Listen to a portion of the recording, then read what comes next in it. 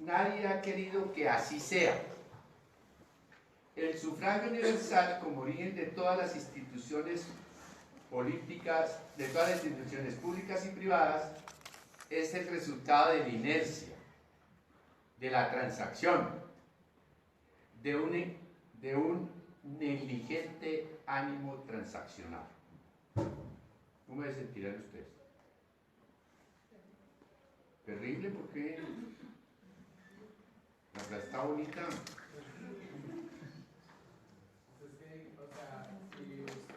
Si uno habla de que hubiera un sufragio universal, pues entonces, en este caso, pues el voto, entonces se diría que no, o sea, hay ciertas cosas que no se toman en cuenta, o digamos en sí el voto puede que sea limitante. ¿Le parece que le limitarían su voto? No, o sea, ¿O usted podría votar? Sí, sí podría votar, pero habla de que no habría como una intervención, digamos, como constructiva por parte del votante. El pretexto para que la política, o sea, ese es un pretexto. El pretexto para que la política invada todo el ámbito nacional es el del sufragio universal. O sea, Torchos me dio votar. Antes eso no fue así. Quizás nadie ha querido que así sea. El sufragio universal como origen de todas las instituciones públicas y privadas es el resultado de la inercia, de la negligencia, de la transacción del ánimo transaccional. Pedro, pero me parece que lo que la frase está diciendo es que el sufragio universal no debe ser un derecho de todos.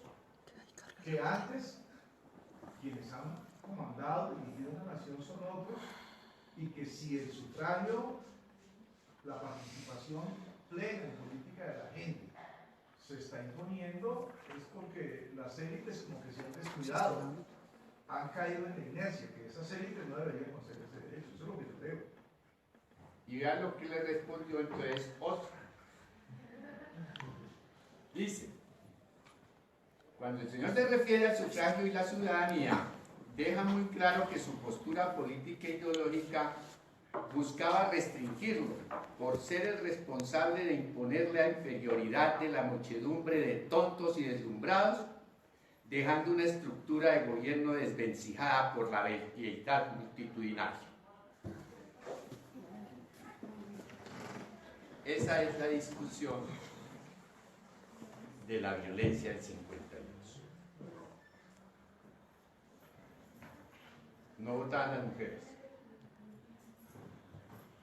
Y se buscaba que toda persona mayor de 21 años en esa época tuviera derecho al voto. Y las mujeres venían discutiendo votar. Estoy leyendo dos frases de una compañera de ustedes, una politóloga aquí en la Universidad Nacional, que hace su tesis de doctorado sobre cómo construyen las mujeres la ciudadanía en Colombia. Y entonces ella se va y se busca los discursos. La primera frase es de Laureano Gómez, y va y busca los discursos, el informe del presidente del Congreso, y busca lo que el Congreso le sabía. O sea, en esa época los conservadores y los liberales. Y entonces ella va a empezar a mirar cómo pasaban las cosas. Y dice acá, ella va a tocar después diciendo que se están refiriendo a la muchedumbre, a la chusma. Y para poder pensar por qué el 7 de diciembre de 1957 las mujeres votaron por primera vez como un pacto de paz. Pero desarrolló todo lo que es la violencia del 52. Lo que estaba por suceder el domingo, aparentemente es por primera vez que va a suceder. Pero ya el gobierno empezó a reconocer que es la segunda vez que va a suceder. Donde fue convocada la ciudadanía, convocaron a las mujeres para que votaran si las mujeres debían o no votar. porque necesitaban que el plebiscito saliera bien. Van a votar 2 millones de hombres, más o menos 2,5 millones de hombres y 1.800.000 mujeres. Yo me acuerdo del día, mi mamá me llevó para que viera que ella iba a votar. Porque en este país venía la paz. Porque esta es la pelea que hay en el año 50-41. Cuando matan a Gaitán, lo matan días después de una gran manifestación de silencio, donde piden al gobierno de Laureano Gómez no siga matando campesinos. Ahí vino eso. Después de eso, siguió la matanza de campesinos, vino la violencia del 52.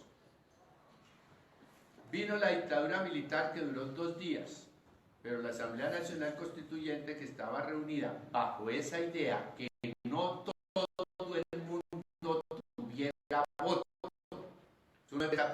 era la discusión, usando la palabra, porque la palabra de la época, y me gusta más esa que el pueblito, el pueblo. Cuando habla de la burguesía, habla de la chusma. Y entonces cuando hablan de la chusma, dicen, no están poniendo a la chusma a votar, a tomar decisiones, a buscar transacciones. ¿Qué sí quería otra sección del Partido Conservador? Que las mujeres votaran, porque Pío XII había llamado a votar a las mujeres en Italia para luchar contra el comunismo, en una alianza con el fascismo. Pío XII. Él era príncipe real, no el príncipe de Iglesia, sino era de las familias reales italianas.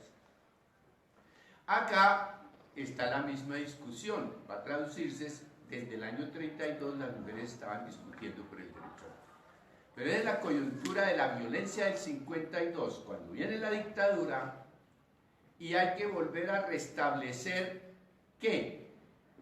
Y entonces se hace un acuerdo en dividirse el país, mitad para los liberales y mitad para los conservadores.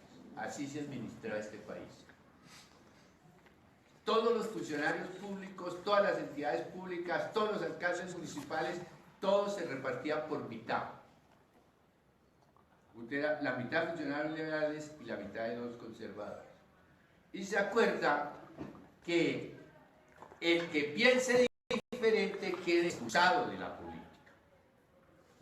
Para la época se refieren a una idea que venía desde el año 1846 en Colombia. Y era la discusión que venía de los trabajadores franceses y que los llamaban comunistas. El que piense diferente siempre ha sido un problema en este país. Va a desarrollar toda la guerra del 52. Y se hace el pacto histórico. Y en el pacto histórico, mi mamá me llevó y yo creía que era la paz. Pero cometimos un error. Cometimos un error grande y la estamos pagando. ¿Ustedes se acuerdan quién es Desquite? ¿Desquite? Guerrillero liberal. Sí. Sangre Negra. Norte del Tolima. Charro Negro. Ese es el sur. Guadalupe Salcedo. Los llanos. ¿Qué edad tenían? Yo era más viejo que vos. Tenían 17, 18 años. Pero con una cosa, ellos eran guerrilleros liberales. También está Guadalupe Salcedo, que es el del llano. Pero se acordó en el Frente Nacional no contar la historia. Todo eso que hay ahí, toda esa gente, ¿por qué fueron los muertos? ¿Qué fueron los 300.000 muertos para algunos, 100.000 para otros de la época de la violencia del 52? Eso, pues por allá que una gente se mató porque eran godos o liberales, una guerra completamente religiosa. Pero que nos lleva a por qué va la gente a la guerra. Porque la guerra es erótica, es lo más erótico que hay. Es por una idea a una muerte para construir algo que uno nunca verá.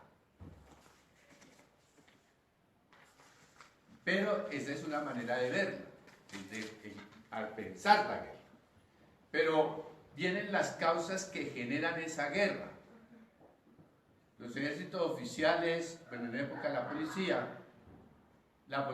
va a ir y va a masacrar a la gente en el llano, porque se pensaba diferente. Ahí está el problema del profesor, que todos los profesores están divididos sobre el profesor que acaba de salir de la cárcel, que tal vez es comunista porque no podemos tener esas ideas, y otros, oye, pero ¿y entonces que eso se va a construir? Vuelvo y leo las frases. El pretexto para que la política a todo el ámbito nacional es el sufragio universal. Consultarle a todo el mundo. Antes no fue así. Quizá nadie ha querido que así sea. El sufragio universal como origen de todas las instituciones públicas y privadas es el resultado de la inercia. Eso no sirve para nada. De la transacción y de un negligente ánimo transaccional. Vean lo que les responden los liberales. El sufragio y la ciudadanía, la frase completa que trata la profesora acá es: cuando Laureano se refería al sufragio y la ciudadanía, deja muy claro que su postura ideológica buscaba restringirlo, por ser el responsable de imponer la inferioridad de la muchedumbre de tontos y de deslumbrados, dejando una estructura de gobierno desvencijada a la veleidad multitudinaria. O sea, en ciencia política dice, se cerró el régimen, pero fue toda la violencia del 52, y cuando lo cerramos, cuando votaron por el Frente Nacional, que fue el plebiscito, el segundo lo va a perder Uribe, el tercero vuelve a ser ahora. Acordamos no contar la historia. Y es decir, repetimos la misma violencia, pero con mayor crueldad. Porque las causas de esa violencia no fueron atacadas. Y eso nos lleva a un problema. Ahora, ¿ante qué estamos? Estamos ante un cambio generacional. Todos los profesores nos van a jubilar. Porque lo que está por suceder, voten sí o voten no, eso es responsabilidad de la generación actual. ¿Qué van a hacer con este país? Problema de ustedes. Nosotros sí sabemos qué hicimos. Predicamos la muerte como propuesta. Desde todas las ideologías. Desde todos los sectores de la sociedad. Todos quedamos encerrados que la única manera de salir adelante era la muerte como propuesta. La victoria va a cambiar el país. Que cuando toca hablar de estas cosas, toca hablar de los propios dolores. Y si vamos a hablar de verdad, nos toca empezar a reconocer lo que nosotros hicimos. La siguiente generación verá cómo es eso, porque nosotros no sabemos cómo se hace. Yo soy hijo de mi abuela Chasqui en la guerra de los 1000 días. Mi padre desplazado de la violencia del 52. Mi papá y mi mamá se casaron el 9 de abril, en esos días del 9 de abril. Nací en la violencia del 52. Mi hija nació en la violencia del 75. Y nos van a preguntar a nosotros cómo se hace la paz. Pues le van a preguntar al que no sabe cómo se hace la paz. Yo tengo una metáfora para explicar eso. Mi generación se inventó el celular, pero no lo sabemos manejar. Es la siguiente generación la que dice cómo que funciona el celular. Verá, papi, eso, pero es que tú sí no sabes. Eso se pone aquí, eso es engranaje y mandas la foto. Ni idea. Pues nosotros no damos manera el celular. Es el mismo problema. Por eso mi punto es, ustedes son los que construyen la base. Y van a tener que responder preguntas que ojalá yo la hago para que la gente la haga, pero es con la intención de que no la hagan. El día que nos pregunten ¿Cómo se repara una mujer violada? Ojalá las mujeres no pregunten porque no hay respuesta. Toda la Constitución, todos los acuerdos, todo lo que hay ahí, no sirve para reparar una mujer violada en el conflicto armado. Afecta a 4 generaciones. A mi nieta la violaron, a mi hija la violaron, a mí me violaron. Y cuando nazca su hija, que es la 4ª, es la madre de una mujer. Ella es madre violada de una hija que va a saber, tal vez, que a su madre la violaron. Igual con el asesinato. O sea, estamos afectados por 4 generaciones. Y está la de ustedes y la de los hijos de ustedes. O sea, es decir, estamos ante un cambio generacional. Y es un cambio generacional en todos los campos de la vida, donde la universidad tiene ese desafío. ¿Cómo se lo piensa? Porque no es el problema de los politólogos de allá y el derecho y la justicia transicional y que el artículo dice esto o lo otro. No, no hay manera de responderlo. Ustedes lo van a tener que inventar. Y ¿qué es que yo estudio física? Pues sí, hermano, mire a ver cómo va a construir eso. Claro, porque es que la física ayudó para la guerra mundial.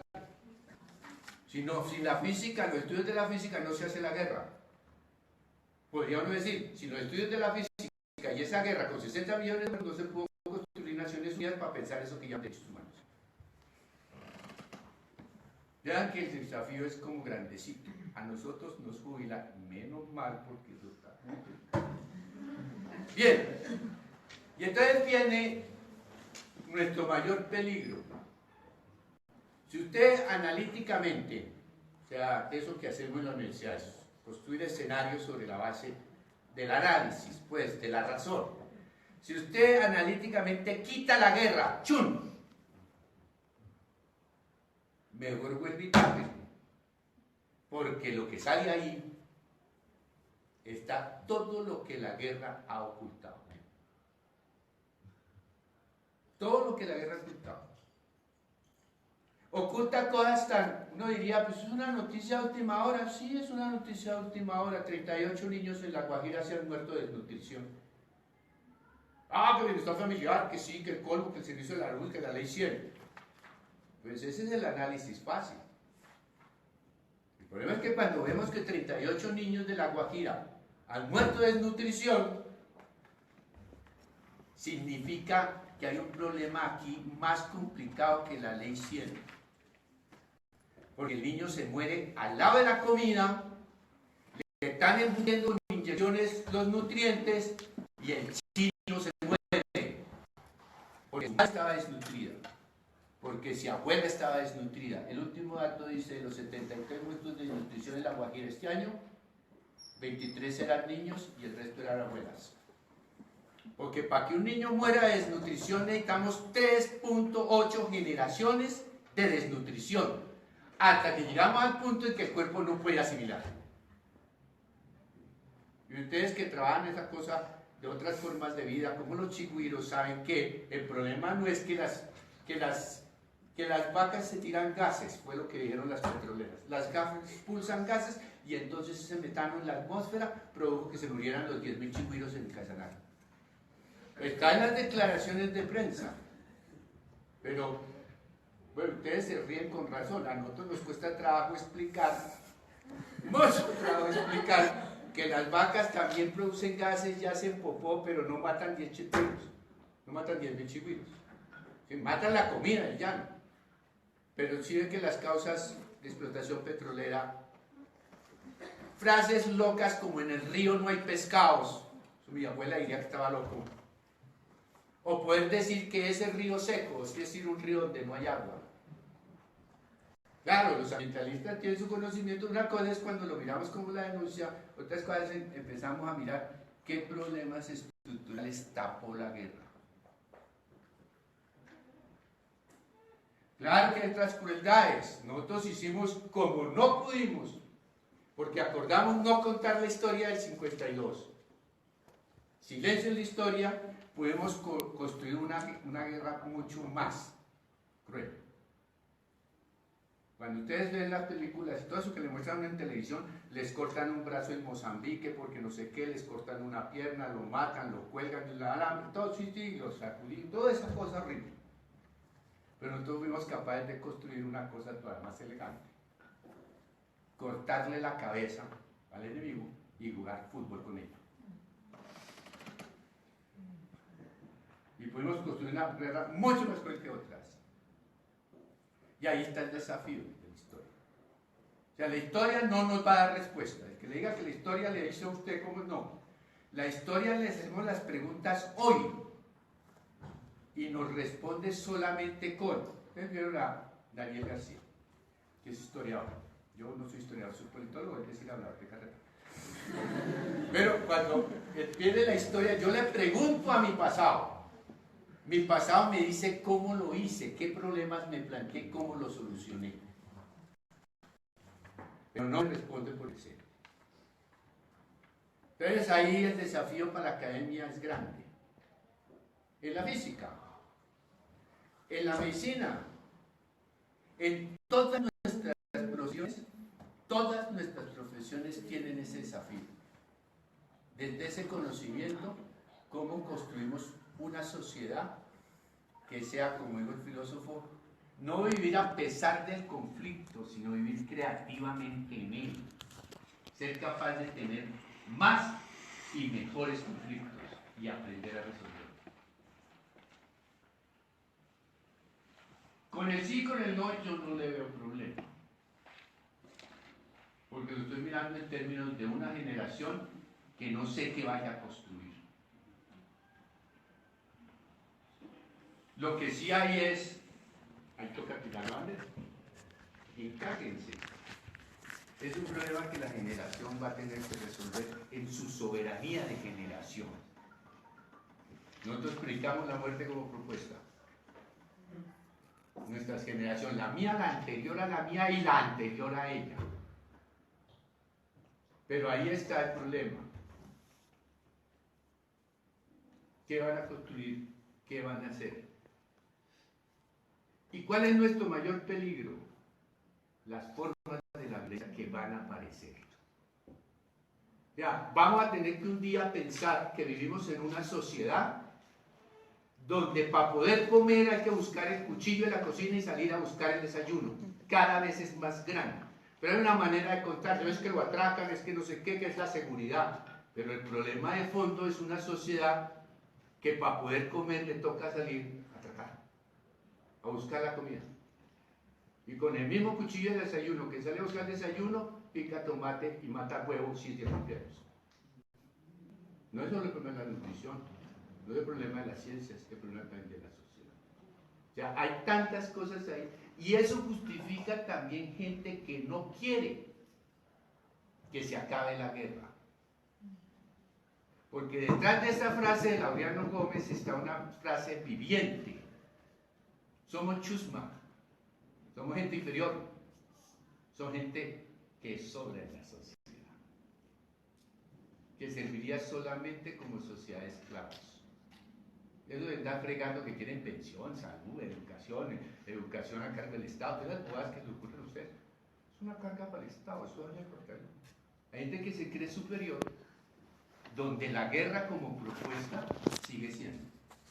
Y es una construcción que solamente la paz la hacemos si es una construcción social. Y los problemas de resolver, que puedan emerger los conflictos y que nosotros seamos capaces de aprender lo que no sabemos, a manejar, tener más y mejores conflictos, no a pesar de ellos, sino a vivir en ellos como lo deseamos.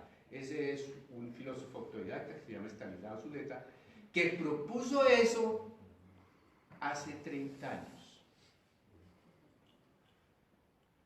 Generalmente ustedes lo resuelven. Bueno, yo iré a cumplir mi voto de verdad. Pero ustedes resuelven el destino que van a construir. Yo creo que con eso es suficiente, no digo más nada.